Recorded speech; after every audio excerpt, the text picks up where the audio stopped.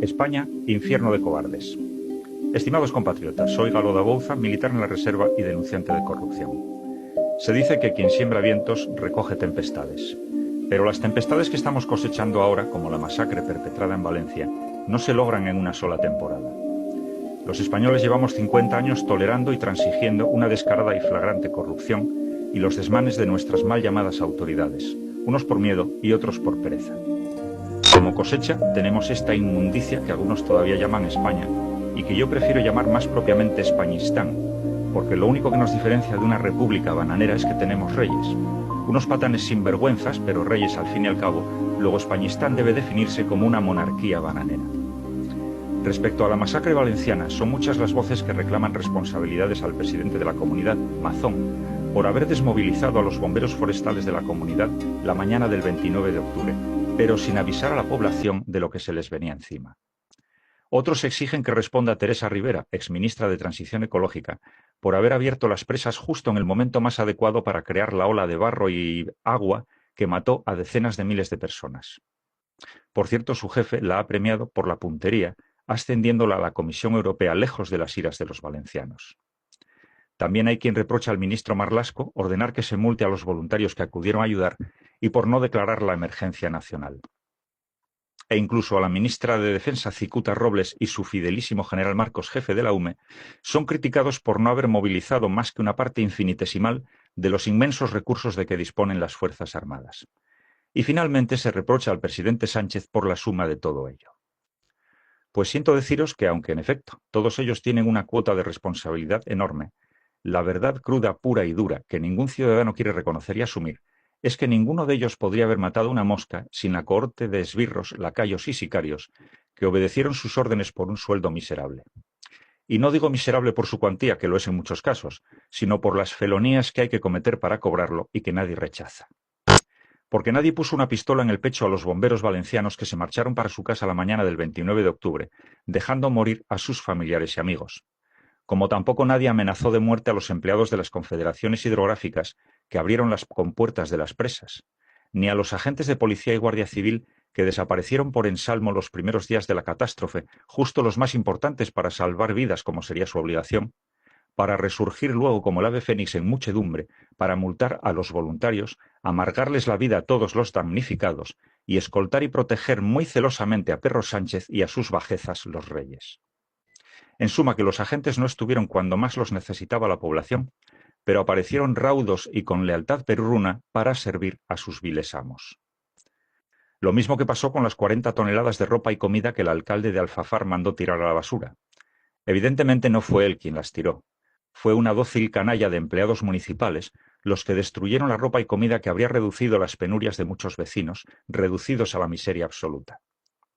Que yo sepa, ninguno de todos esos fieles y serviles lacayos se opuso a las inmorales y degradantes órdenes que recibieron. Respecto a las Fuerzas Armadas, y si me guardáis el secreto, os contaré un detalle que casi nadie sabe.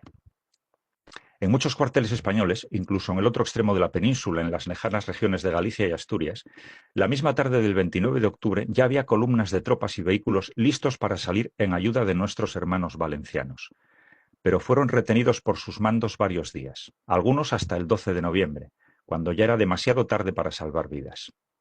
E incluso entonces los mandaron con medios ridículos, lo justito para salir en las fotos, pero que su esfuerzo fuera esencialmente baldío. Muchas veces me pregunto, ¿qué hubiera pasado si un capitán, sin esperar innecesarias órdenes superiores, hubiera cumplido con su deber y salido con su columna para Valencia? Os lo diré yo. Probablemente su coronel, que sí tenía órdenes expresas de no hacer nada, viendo peligrar su ascenso a general, le abriría un expediente sancionador al capitán. Pero en todo caso, este capitán habría cumplido de verdad con su deber, que es defender a España, y sería honrado como héroe por la población. Por añadidura, ese aberrante expediente sancionador sería la prueba irrefutable de que todos sus superiores, desde el coronel hasta el presidente del gobierno, trabajan para una organización criminal cuyo objetivo real es asesinar a la mayor cantidad posible de españoles, pero sin que se note mucho, y si puede ser, que aplaudan antes de morir. Incluso puede que gracias a ese aberrante expediente despertase algún ciudadano aletargado. Resumiendo, que ese capitán habría prestado a España el mejor servicio que ha prestado ningún militar en muchos años. Pero eso no ocurrió. ¿Y por qué no ocurrió? Pues también os lo diré yo. Porque España es un estercolero inmundo, porque está convertido en un infierno de cobardes, incluyendo, en lugar de honor, a las Fuerzas Armadas y cuerpos de seguridad. Si investigamos cuántos de los centenares de miles de damnificados de Valencia movieron un dedo en toda su vida para luchar contra la corrupción y evitar llegar a tan triste fin, la desoladora respuesta es que han sido pocos, muy pocos, si es que ha habido alguno. La inmensa mayoría tragaron carros y carretas para evitarse pequeñas incomodidades laborales en el corto plazo, al precio de ser asesinados en el largo plazo, en lo que yo diría que es un mal negocio. De aquellos polvos, estos lodos, y nunca mejor dicho. Pero esto lo que significa es que todos los empleados públicos, y por extensión todos los españoles por acción o por omisión, somos cómplices del hediondo y putrefacto infierno en el que vivimos, que es la inmunda miseria que dejaremos como herencia a nuestros hijos, o más probablemente, como no cambien mucho las cosas, a los marroquíes. En suma, que la corrupción ha evolucionado y crecido porque la hemos cuidado y mimado para que crezca, de modo que antaño solamente afectaba a nuestros bolsillos, pero hoy, más madura, mata a ciudadanos a ritmo de ametralladora. Y como muestra, unos botones. Primer botón. Fue la corrupción la que permitió en 1981 que nuestras autoridades nos engañaran, haciéndonos pensar que fue aceite de colza desnaturalizado lo que estaba matando y enfermando a miles de personas. La verdadera causa fueron tomates intoxicados por organofosforados fabricados por Bayer e introducidos en España por la CIA a través de la base aérea de Torrejón de Ardoz para realizar un experimento de guerra química. La cura para esa enfermedad era tan sencilla como la atropina, medicamento que todo soldado lleva en su equipo individual NBQ para neutralizar los efectos de los gases nerviosos organofosforados. Esto, por deformación profesional, lo descubrió muy pronto el teniente coronel médico don Luis Sánchez Monje Montero, pero sus superiores y el gobierno le prohibieron difundir el hallazgo para que el experimento de la CIA siguiese su curso y con él la muerte y el sufrimiento de las víctimas. Segundo botón. También fue fruto de la corrupción el asesinato de 200 personas en la estación de Atocha el 11 de marzo de 2004. Los verdaderos causantes no fueron un puñado de marroquíes confidentes de la policía como nos hicieron creer. Esa fue la coartada para encubrir a un puñado de agentes de la OTAN que perpetraron el asesinato amparados en el simulacro llamado CMX 2004. En este ejercicio lo que se simulaba era un ataque terrorista con bombas en transportes colectivos de Madrid. Probablemente al oyente le suene el estribillo.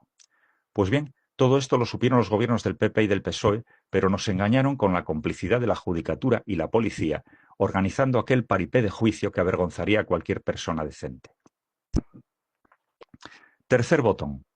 También fue la corrupción la que permitió en 2020 que los asilos de ancianos y centros sanitarios se convirtiesen en patíbulos, donde se sacrificó de modo inmisericordia a miles de personas aplicando los protocolos establecidos por la OMS. En esta ocasión fue el personal sanitario, ese que debía cuidar nuestra salud, el que se encargó del asesinato en masa. Esas muertes eran el medio necesario para justificar las medidas ilegales, inconstitucionales, irracionales y criminales que se querían implantar. Tan dóciles y adoctrinados somos que lograron que los reos de muerte aplaudiéramos servilmente a nuestros verdugos a las 8 de la tarde. Tenemos la memoria muy corta, pero os recordaré un dato que podéis verificar y que desmonta toda la historia que nos contaron. No fue el exceso de mortalidad lo que obligó a adoptar medidas extraordinarias. Fueron precisamente esas medidas extraordinarias las que causaron el exceso de mortalidad en una necesaria autojustificación. El dato concreto, el 14 de marzo de 2020, cuando nos encerraron a todos en casa para protegernos de un virus inexistente, estaban contabilizadas con la falsaria etiqueta de muertos COVID 136 personas. Repito y verifíquelo quien quiera, solo 136 personas, cuando 2 años antes la gripe de toda la vida mató en España a 15.000 personas y hospitalizó a 52.000 colapsando los hospitales, pero nadie se despeinó. Y conste que si hablo de un virus inexistente, no hablo a humo de pajas. Tengo a mi nombre un documento firmado por la entonces Directora General de Salud Pública, Pilar Aparicio Azcárraga, confesando que el Ministerio no tiene una sola prueba científica de la existencia del SARS-CoV-2. Pero la propaganda es muy poderosa, y de repente los españoles entramos en pánico y obedecimos las mayores aberraciones porque descubrimos que podíamos morirnos algún día. A este respecto quiero recordar que ningún partido político se opuso a la primera prórroga de aquel liberticidio, ni a las medidas sanitarias criminales que lo acompañaron. Al contrario, muchos políticos y ciudadanos más papistas que el Papa pidieron medidas más duras, los esclavos pidiendo al amo más latigazos. Con el mismo hilo argumental del falso virus, en 2021 se nos coaccionó a todos para que nos inoculásemos una sustancia letal que supuestamente debería protegernos de ese inexistente virus. Ningún médico de los que nos recomendaron inyectarnos ese veneno se atrevió nunca a recetárnoslo por miedo a las consecuencias legales, pero tampoco nos dijo lo que aún se puede leer en las fichas técnicas elaboradas por el fabricante. En ellas, el propio fabricante confiesa no saber lo que dura su supuesta protección, pero admite que produce miocarditis y pericarditis y que su principal excipiente es el tetrahidroxibutilo, un potente cancerígeno utilizado para inducir cáncer a ratones de experimentación. Lo triste es que somos tan dóciles e ignorantes que nos dicen a la cara que para ellos somos ratones de experimentación y aplaudimos. Y conste que esa inoculación letal masiva contó con el aplauso unánime de todas las fuerzas políticas, incluida la supuesta oposición dura de Vox, que llegó a pedir que se utilizase para una inoculación más rápida al ejército e incluso a los veterinarios, demostrándonos que para ellos tampoco somos más que ratas de laboratorio de dos patas. Valencia es la última y más sonada prueba de lo que ocurre cuando le damos alas a la corrupción. Por cierto, como muchos sabrán, el gobierno ofrece a los damnificados 10.000 euros para comprar un coche con la condición de que sea eléctrico. Quien acepte ese soborno, que sepa que la próxima riada, aunque sea una mínima parte de la del 29 de octubre, a los que coja dentro de sus flamantes coches eléctricos, los dejará fritos como pinchos morunos de la descarga de las baterías, que es la misma técnica que utilizan algunos pescadores furtivos. Eso es lo que quiere nuestro gobierno para nosotros, una muerte gloriosa salvando el planeta. Por fortuna, con tantas y tantas aberraciones, muchos ciudadanos empiezan a darse cuenta de que todo forma parte de un perfecto plan trazado a largo plazo. Pero cuesta mucho que la mayoría llegue a enterarse, porque nos han fabricado ignorantes, que es lo mismo que decir atemorizados y dóciles. No es ninguna casualidad que un joven salga de la ESO sin tener ni puñetera idea de los derechos que sobre el papel tiene y del modo de defenderlos. Por ejemplo, ninguno sabe lo que es el principio de legalidad que establece la Constitución, que prohíbe que se nos sancione sin una norma con rango de ley que lo establezca. Aunque tampoco les serviría de mucho saberlo si nadie les ha enseñado la diferencia entre una ley, una ordenanza municipal y los estatutos del club de fútbol. Y repito, nada de esto es casualidad. Porque una población informada y consciente sería indócil, y lo que nuestros políticos quieren es un rebaño acobardado y sumiso. Por eso ningún programa electoral de ningún partido menciona las reformas de los planes de estudios para incluir estas materias, por más evidente que resulte su necesidad. Precisamente para tener esclavos que ni siquiera saben qué lo son y si alguno lo descubre, que no sepa cómo salir de su esclavitud. Así, poco a poco, a lo largo de 50 años y con el esfuerzo de todos, hemos fabricado el infierno de cobardes que es hoy Españistán. Un despojo miserable, una ridícula sombra de lo que debería ser y nos gustaría que fuese. Es muy significativo de la distopía en la que vivimos que nuestros carceleros, policías y guardias civiles, son tan perspicaces que vigilan la cárcel 8 horas al día y después, el resto de la jornada, se encierran dócilmente en sus celdas como los demás reclusos. Eso sí, en la tertulia del bar le echan la culpa de todo al marlasco. Y de este modo, los unos por los otros, la casa por barrer, y Españistán convertida en un estercolero con bandera. La pregunta del millón es, ¿y qué puedo hacer yo para cambiar esto? Para empezar, debemos entender que no hay mayor locura que hacer lo mismo de siempre, pero esperando resultados diferentes. Luego hay que hacer algo diferente. Dicen que para que el mal triunfe le basta la pasividad de las buenas personas. No es cierto. Las buenas personas son la inmensa mayoría, y eso significa que el mal, además, necesita colaboración de muchas de esas buenas personas. Luego, lo único que hay que lograr es negarle esa colaboración. Esto no significa salir a la calle y linchar políticos y jueces como a muchos les apetecería, que es lo único que sabe hacer la masa, según decía Ortega y Gasset. Pero eso es lo que ellos quieren, para con ello justificar medidas de control aún más férreas. No caigamos en la trampa. Basta con que todos nosotros, cada día, desde ahora mismo, decidamos no colaborar con la tiranía, no tolerar más abusos y no obedecer más órdenes ilegales o inmorales. Ante la duda, quien se vea en esa tesitura, lo mejor que puede hacer es pedirse la baja médica y quitarse del medio. Y que salga Marlaska a la calle a multar voluntarios y esconder cadáveres. También pediría a los familiares y amigos de esos sicarios involuntarios que en lugar de reírles las gracias y felicitarlos por su trabajo, les recuerden que están trabajando para el enemigo en claro perjuicio de sus hijos, padres y amigos, e incluso de sí mismos, en una estúpida conducta autodestructiva.